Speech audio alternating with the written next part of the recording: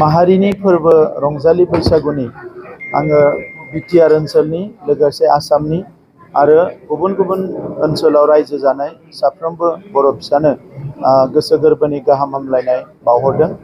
आङो बे गोदान बोसोराव जोंहा गासैबो थासारिया सोलायनायखौ नुनो मोनदों। बिफां लाइफाङा गोदान बिलाइ लादों आरो लोगोसे मानसि माहारिनि गेजेरावबो साननाय हनायाव गोबां सोलायनाय फैदों आरो जोबोद मोजां मोनसे थासारि दिनैनि समाव गोजोन थासारि बयजोंबो अनज्लायनाय मोजां मोनसे फोथायलायनाय मानिलायनाय बेबायदि मोनसे थासारि दिनै नुनो मोनदों आरो बे मिथिंगानि जि मोनसे बोर सारस्रिनाय जाय मिथिंगाखौ बैसागुनि समाव जोबोद समायना रमायना खालामनाय बेखौ आङो अबंलावरिनो रोजा रोजा साबायखर बावदों आरो लोगोसे आरज गाबदों बे गोदान बोसोरनि गेजेरजों जे जोंनि फैबाय थानाय समाव साफ्रोमबो जोंनि माहारिनि सोद्रोमाया आलो गोजोनै संसार जानो हायो, बयनिबो न'खराव अनलायनाय थायो, बयबो गोजोन आरो खौसेथिनि गेजेरजों गावबा गावनि जिउ दावहायाव जाफुंसार जानो हायो आरो माहारि हिसाबै थांना थानो थाखाय जोंनि जि सिन्ताधाराफोर दङ बियो गासैबो जाफुंसार महर मोनो आरो खौसेथिया जोंनि गोख्रोंनिफ्राय गोख्रों जायो बेखौनो आङो मिजिंथिदों। बे रंजालि बैसागुनि बोथोराव आं बयखौबो खावलायदों जे फारफ्रोमबो बिथिंनिफ्राय जोंहा बोथोरा जोबोद मोजां, ओंखायनो बयबो गोसो होसारनानै जाहाथे रंजायो।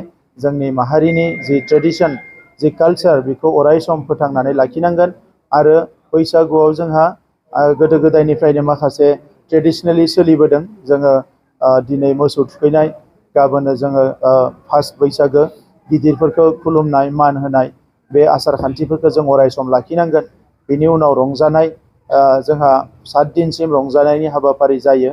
दा बे गासैखौबो जाहाथे जोंनि रायजो राजाफ्रा मोजाङैनो ट्रेडिसनेलि जेरै सोलिबोदों बेबायदिनो माखासे हाबाफारिफोरखौ लायो आरो जेराव जेराव रंजालि बैसागु खुंगोन बेवहाय जाहाथे डिसिप्लिननि गेजेरजों बयबो खुङो। आं बेखौनो खावलायनानै रंजालि बैसागुनि फिन खेबसेबाव आंनिफ्राय खुलुमनाय, आंनि देरसिननो खुलुमनाय, आंनि लोगोफोर एबा आंनि समानफोरनो अननाय, आंनि दुइसिनफोरनो अननाय आङो बे समाव बावहरनाय जाबाय।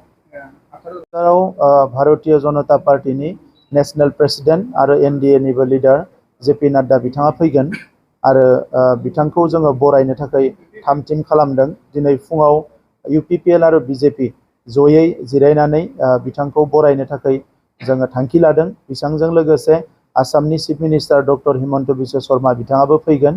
दा बैसागो बोथोराव बिथांनि जि फैनाय बियो जोंनि साननाय हनाय, जोंनि खामानि मावनायाव जोबोद थुलुंगा होगोन आरो एबार जोंनि बिजाथिया गोबां भटआव देरहागोन बे रोखा जाबाय। दा थेवबो बिथांनि फैनायाव जोंनि मावथिफ्रा जोबोद आरोबाव थुलुंगाखांनाय मोनगोन। बेनिखायनो बिथांखौ जोङो क'क्राझाराव बरायनो थाखाय नेगासिनो दङ आरो ऐखालि 1 लाखनिफ्राय 1.5-1.5 लाखसिम जोङो सुबुं गौमा बेवहाय जागोन। बिनि थाखाय जोङो प्रिपारेसन खालामगासिनो दङ। बिनि थाखाय जों रायज्लायगासिनो दङ, थाबैनो बेखौ होनाय जागोन।